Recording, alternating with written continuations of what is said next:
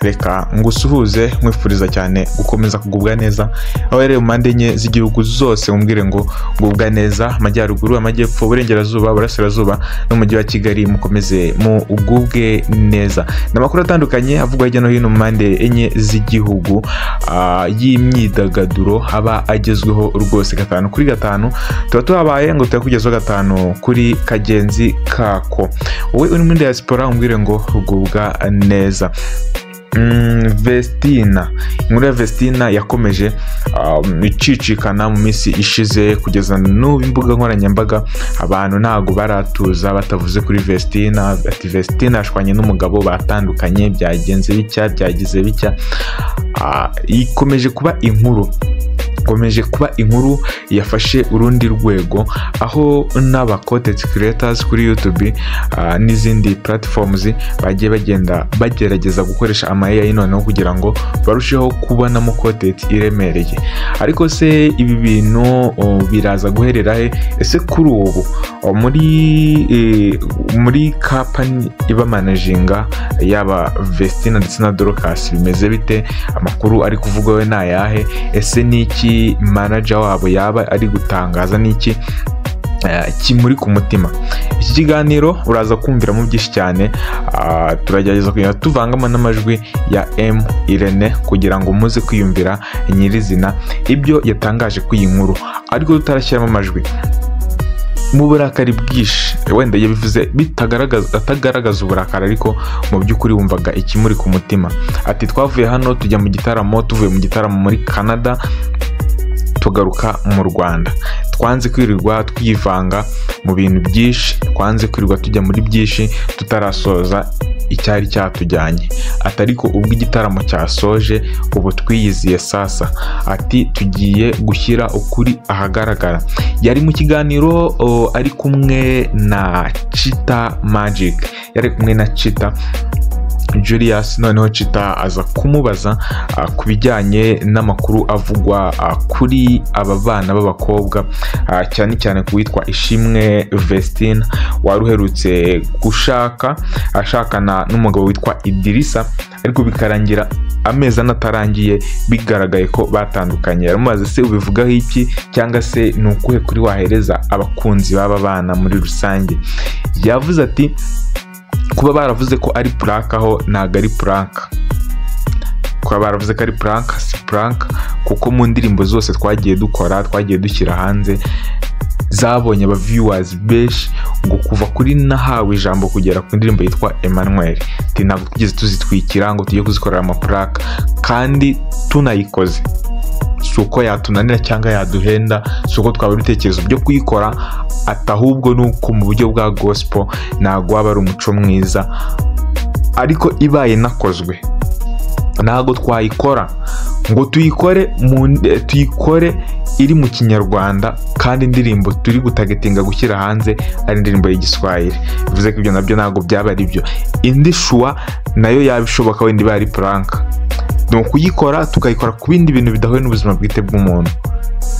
Ibyo nabyo ntitwabikora gusanga tugiye kwibasira ubuzima bw'umuntu. Ati kuba hari amakuru ari kuvugwa sinyemeje, atahubwo n'ubuzima ku giti cye bwa Vestina. Ati kandi managinga Vestina na Dorcas, ntago managinga Vestina na Idirisa. Hari byinshi cyane yagiye akomoza rero ku bantu bagiye bashyiraho inkuru ziri scam, abantu bakomeza kugenda batubura mbese bandagaza izina rya Vestina na Dorcas. Ati niba mutarekera aho ngaho ibigiye kubabaho mu byitege ko bizaba ari bibi. Reka twitege nibiki bizaba, ariko niba uri mu content creator ukaba uzi ko wigeze ukora inkuru ubona idahwitse kuri biriya bintu, icyo nagusaba ni ukwisiba, kuko ashobora kuba reportinga ni kimwe, cyangwa se akaba strikinga, mbese akabasabira ibindi bihano bigiye bitandukanye. Rero making sure ko inkuru atambukije ivuga kuri Vestina na Dorcas making sure ko nta cyaha cyaba kirimo.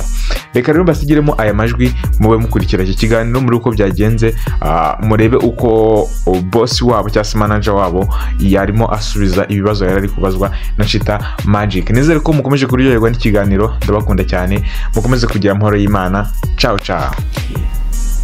reka mbigusobanurire tubyumva. Aka kanya Chita na madamu wawe mugize ibyo mutumvikanaho, ni we bireba cyane. Mwitaba abantu bumva iki kuri Vestine? Icyo bakwiye kumva rero, ni umuhanzi ariko afite n'ubuzima bwe. Irene yubaha, nubaha na timu yanjye yose bukubaha. Hari ibyo uri buvuge kuri mugenzi we, hari ibyo ugomba kuvuga. Igihari twakoze ibitaramo byararangiye. Abantu baravuga ko ariko mugenzi we ngo uri kumurambagiza. Ndi kurambagiza nde? Dorcas. Oya. Ese we ntabyo wabonye? Nkuko wabonye ibyo bavuga prank ati turabizi neza. Hari n'uwavuze ko ngo ari mu kibuga cy'indege. Ntabwo yavuze ko ariyo. Ngo amakuru yizewe aturutse mu kibuga cy'indege. Nta kibazo. Kwirene ngo agarukanye Dorcas agasiga Vestine muri Canada. Nabyo ndabigusubiza. Ubwo bikuvuga ngo Irene ngo akwiye kuti ngo mwaye gushaka ukuntu watereta umwe muri bari abana n'abana banje.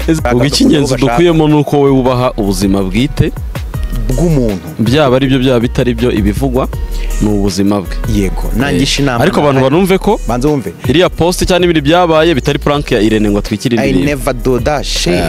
No, suko nkora. Icyanyuma rero nshaka kubariza abantu. Ndarangiza. Waretse nka kibaza ntarakibaza. Urabetse gatoye nshaka kukibagirwe. Nshaka nyibagirwe. Donc gufata ubuzima buri privé bw'umuhanzi ukabugegeka kunjye uko dukorana, sibyo? Ndabyumva ko nkwiye no kumurinda, ariko nanone ntacyo uri kumufasha kubyuka ugahimba ibintu bitabaye ngo nuko utabasha kumwakisisa ngo ubone amakuru ya nyayo.